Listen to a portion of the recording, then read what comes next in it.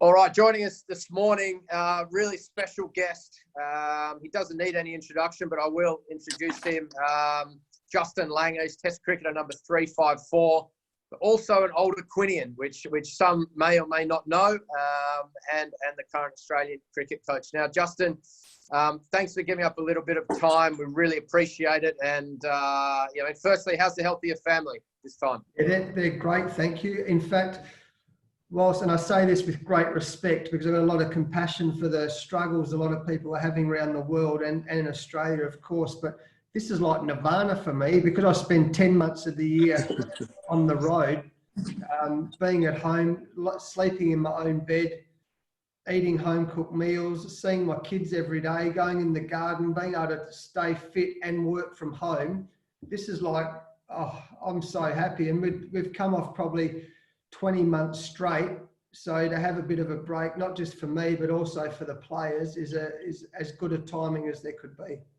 Fantastic. Now joining us today, we've got Simon Hunt, who's our Deputy Senior School, and also Matt Sculthorpe, who's our first 11 cricket captain and a proud Subiaco cricketer. So I'm just going to throw over to those guys, ask a few questions, and we'll just see how we go.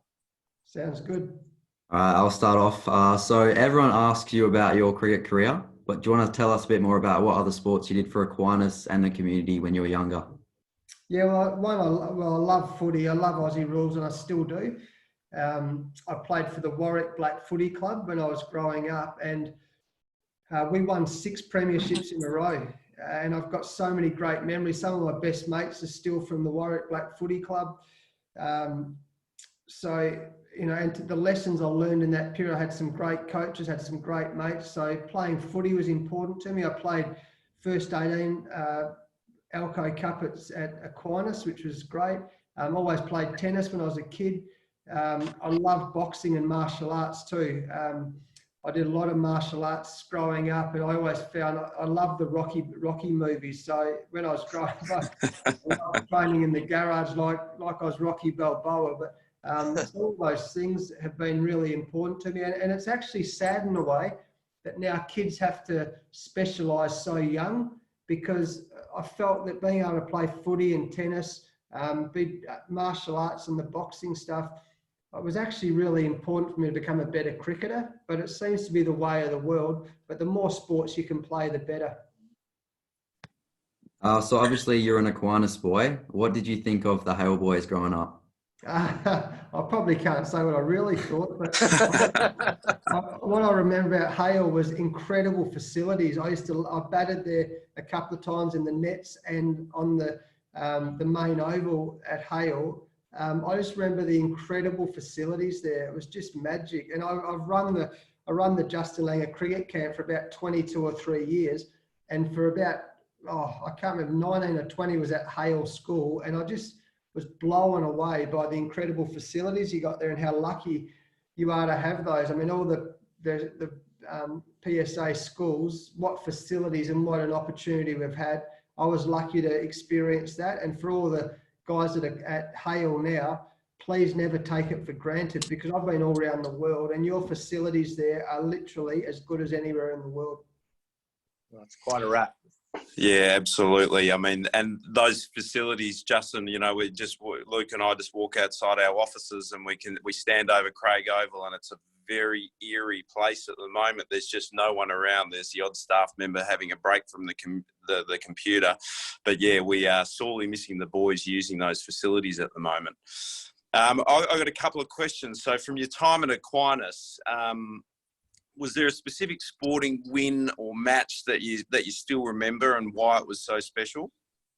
Yeah, I remember very well, actually. We played a game at Scotch College, and we got down to, I'd batted, we were chasing runs, and I had batted, I'd scored quite a few, and I got out just before the end with about, I can't remember, 7 or 8 runs to get, and they're down to number 10 and 11. There's a guy called Tim Rea, and he was a worse batsman than my coffee cup now. He was the worst batsman I've ever seen. But one thing about Tim Rea, he was a very good bowler, but he had Clive Lloyd, who was the West Indian captain's cricket bat, a county bat that Clive Lloyd had. And it had about, Wow.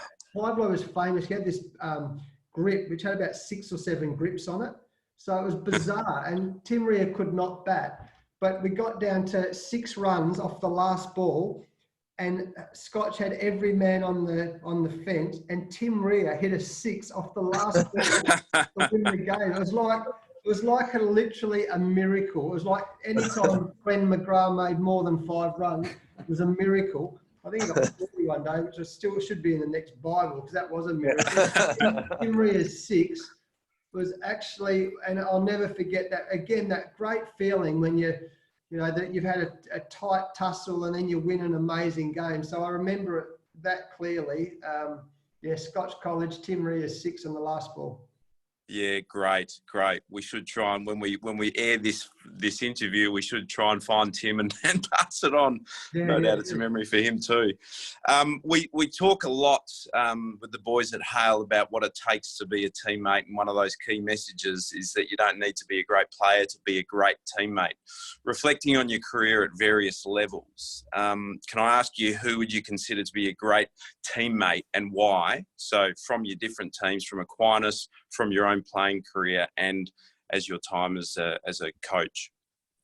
Yeah, look, one thing I say when I've been coaching Western Australia and now the Australian team, and I talked about it a lot as a player as well, is we always try and develop not only great cricketers but great people, and great people have these values which are really important, and about honesty and professionalism. Coachability or learning, being able to learn, and the best players the best people I've been involved with are the ones who want to keep getting better all the time and not think they know already, and humility as well. It's a really important value for us. And the last one in the Australian team and throughout where it was mateship. So we talk about all those values and how important that is to being a good person. And if you can have some of those really strong values, you become a teammate that everyone loves to have around. And if you're a good person, it takes some pressure off as well. So you're not just being judged on how many runs or how many wickets you score, but also the value you bring to the team. And also in the Australian cricket team, we talk about we over me. So we over me, and it's a really constant philosophy. So what can you do for the team? What can you do for your teammates? Not just what you can do for yourself. And my gosh, I mean, I've been so fortunate that the guys I've played with, whether they were in the Warwick Footy Club or the Scarborough Cricket Club or the Aquinas, Darlot or Alco teams, with the West Australian teams, all the teams, they're just like my brothers. Honestly, they're still like my brothers, mate. And they're people that I was on a text message, a WhatsApp message last night with about 5 or 6 of my old Aussie teammates, Haydos and Gilly and Punter, and we were talking rubbish. But the reason we still do is because they are literally like my brothers, and they're great teammates. They looked after me. Like I saw them more than I actually saw my proper brothers, because I spent so much time with them. So it's a really important part of sport, and it's one of the great parts of sports, actually, the mates you make. You asked me about great memories of cricket. I've talked about Tim Rea, but I remember more about my friendships and my memories and my mates than I do about specific sporting moments. So it's a really big lesson about sport, I think. Yeah.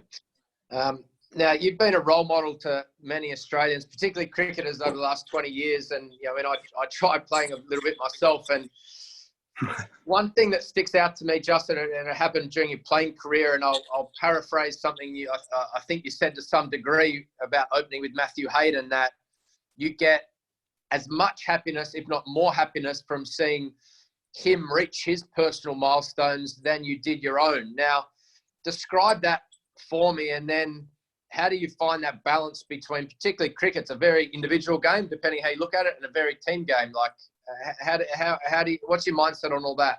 Yeah, sure. Well, there's a couple of things. Going back to that mateship thing, you know how hard you've got to work to have success. So when you see other people having success, you're so pumped for them, aren't you?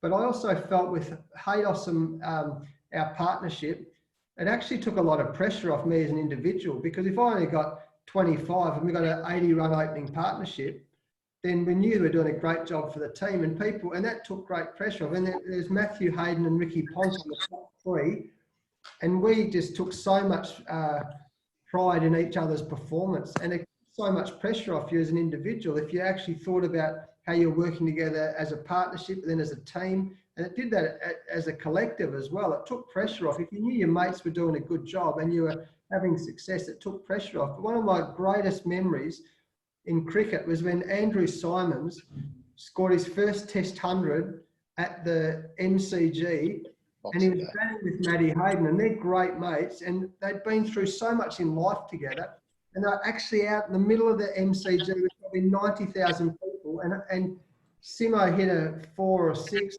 to bring up his 100, and just the sheer joy of that moment. And I get that when Steve Smith scored 100 in the first Test of the Ashes this year, the feeling I had like goosebumps, I had tingles all down, because I knew he'd been through for the last 12 months.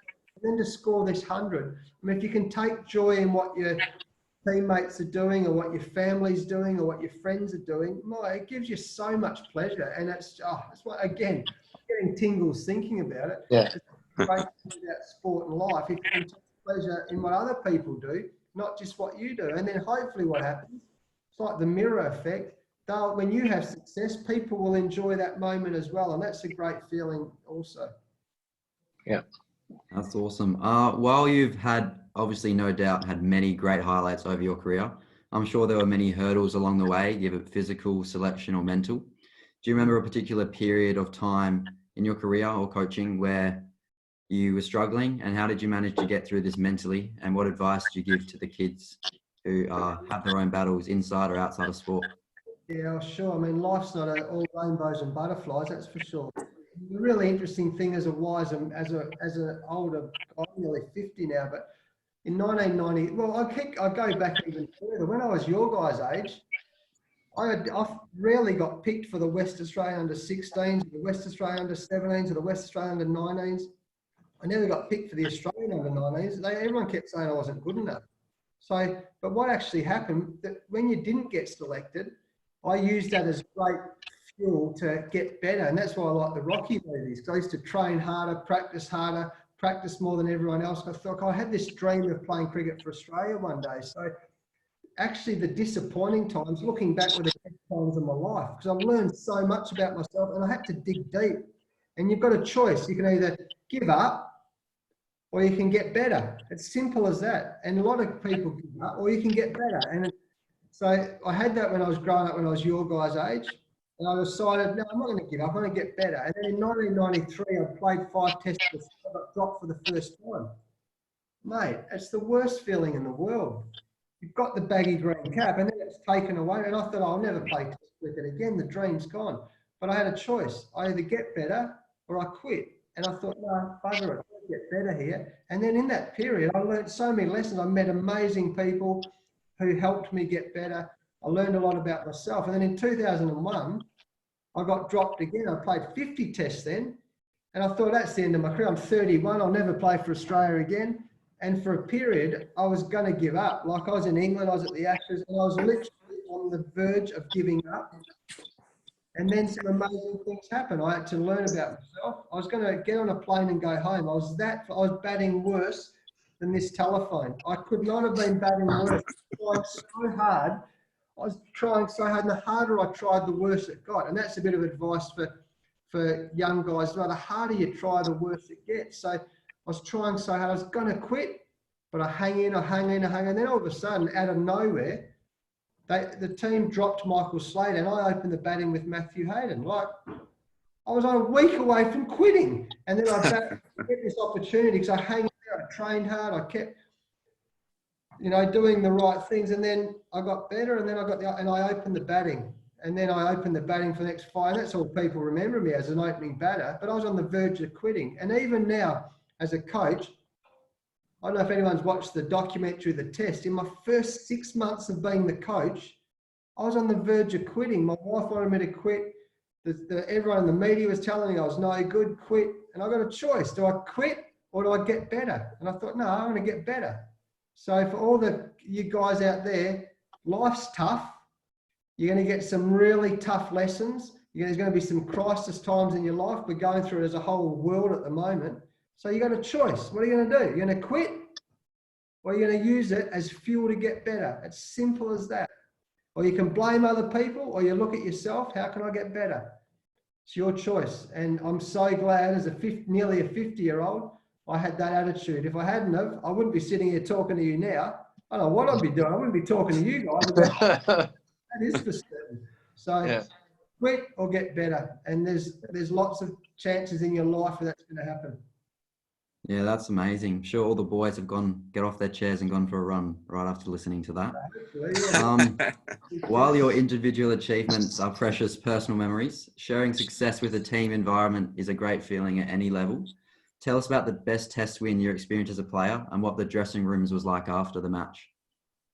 Yeah, about sharing things. Well, in 1998, Australia were playing Pakistan in Hobart, and they had all-star cast. Oh my gosh, they're bowling. There was Wassim Akram, Waqar Yunus, Shoaib Akhtar, fastest bowler you've ever seen in your life. Saqlain Mushtaq, the little mystery spinner, and Azam Mahmood. And anyway, in the second innings, and I was on the verge of getting dropped again, so like I was most games I played, but anyway, we're 5 for 100, chasing 350 or 60, and a bloke called Adam Gilchrist walked into that. We're 5 for 100, cooked, the best bowling attack in the history of the game. We're 5 for 100, and Gilly's in his second test, he walks in, and I was like blocking him and all over the joint, and he went with an hour to go. He comes in at drinks with an hour to go in this test match. Anyway, in the hour to go on day 4, sorry. And anyway, we walked off that night, and he was on about 55. I was on about 40. I batted for about 5 hours. He batted for about 45 minutes. He's on 50. I'm on about 50, I don't know, 45 or something. Gilly's a freak, right? So he's smacking her, walked back in the change room, and all of a sudden, there's a bit of hope. Like, instead of 5 for 100 and going, oh, we're 5 for probably 200.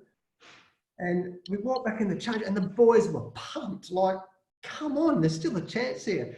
And the next morning we walked out, it was like a footy change room. It was like walking out to no second prize Jimmy Barnes. Like, the boys were like, come on. And then we got to lunch, and Gilly's going, come on, another 15 minutes, another 15. I'm going, yeah, another 10 runs, and talk about working as a team together. Oh, mate, it was gold.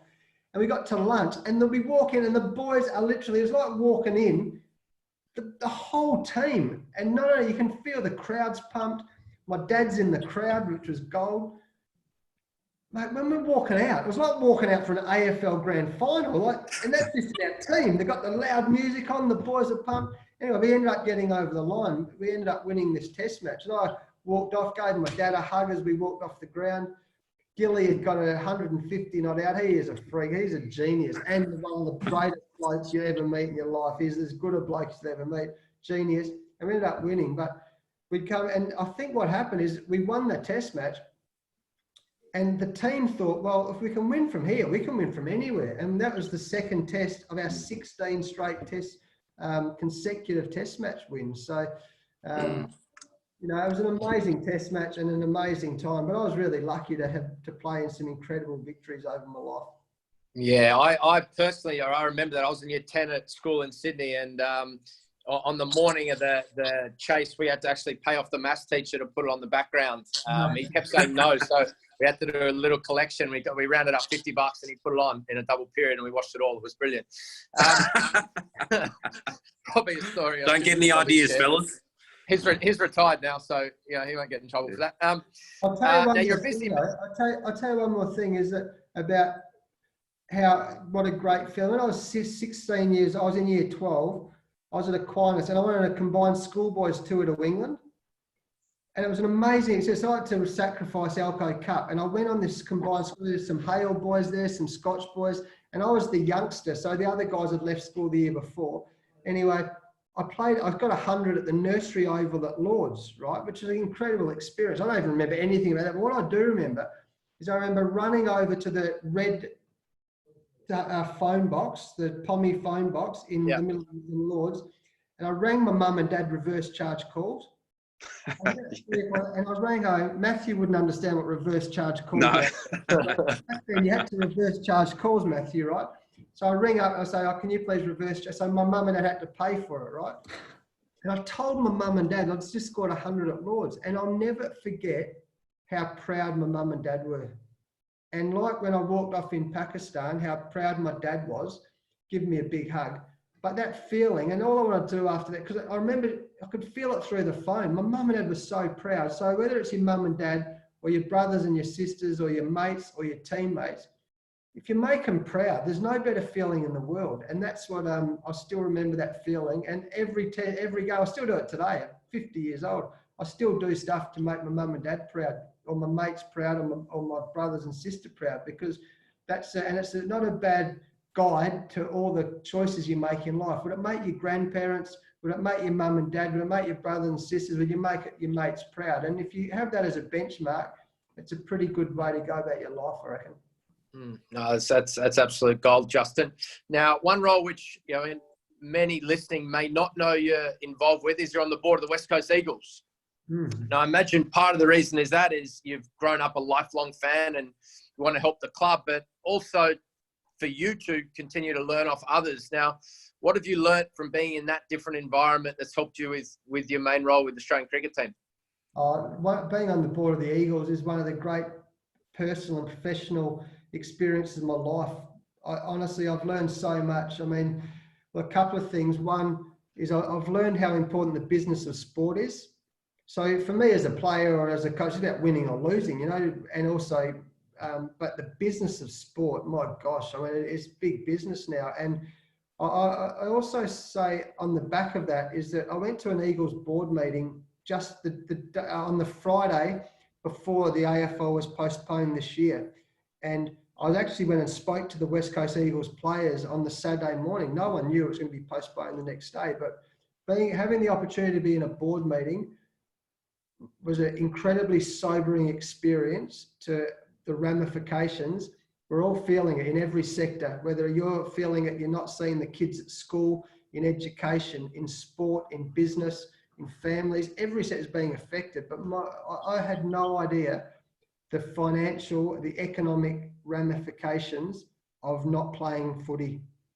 So it was a great experience, and it made me realise, and I'll now be able to use this. I've become great mates with Adam Simpson, Craig Vosso, Trevor Nisbet. He would coach me in Subi Colts all those years ago. So I've known Nizzy a long time, but the business of sport, and I also get to rub shoulders. One of the things I've been lucky, and if I could give advice to the Hale guys as well, always be open to mentors and learning from great people. You can read 1,000 books. I mean, you can see, there's my, I'm not sure if you'll see my bookshelf. Which way am I going here? You can see that bookshelf. I've got thousands of books, but if you have the open-minded to learn from great people, it's better than reading 1,000 books. I mean, book reading's crucial, and on the West Coast, there's 6 to 7 of the smartest people I've ever met in my life. And to be able to rub shoulders with them and learn from them, there's no greater experience. So for that, I'm really thankful and fortunate. And I love the mighty West Coast Eagles too. Yeah, it's certainly a tough time for all sporting clubs at the moment, and for us as a school and everyone like that. We're all just trying to do the best we can, and so messages like you're sending out today, Justin, just go that much further. So thank you. My last question is, if you were to go back and give your 17-year-old self some advice, what would it be? I mean, apart from, going that little bit harder at Hale boys on the pitch, but what messages would you give? I'd say if I was 17, I could live it all again. I'd stop worrying so much.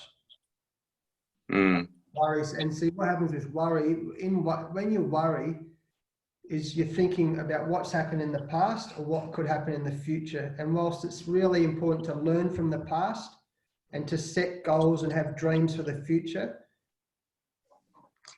the more you worry about things, it takes your focus about what you can be controlling. So, and worry is like a rocking chair. You go back and forward, you go nowhere, right? So don't worry so much. Justin, don't worry so much. If you work hard and you practice hard and you dream big and you're a good person, and you learn from your mistakes and you learn from the tough times in life, everything will work out okay. So don't worry so much. And I used to drive, oh my gosh, I used to worry that much about stuff. My nana, Biddy Townsend, legend, died a long time ago. She used to make me these cheese and pickle sandwiches. I was trying to be an aspiring athlete. She used to have butter on about that thick, cheese, white bread and pickles, that homemade pickle. I say, Nan, I'm going to get fat eating this. She goes, no, don't, you'll be fine, darling. It's good for you. But she used to say, darling, I go, oh, Nan, I'm worried about this. She goes, darling, is there anything you can do about it? I go, no. She goes, don't worry about it then. And another day she'd go, darling, I go, Nan, I'm worried about this. She goes, darling, is there anything you can do about it? I go, yeah, there's something I can do about it. Well, don't worry about it then. So don't worry so much. Just concentrate on what's important. Concentrate on what you can control. As a sport, as a cricketer, as a batsman, concentrate on the ball.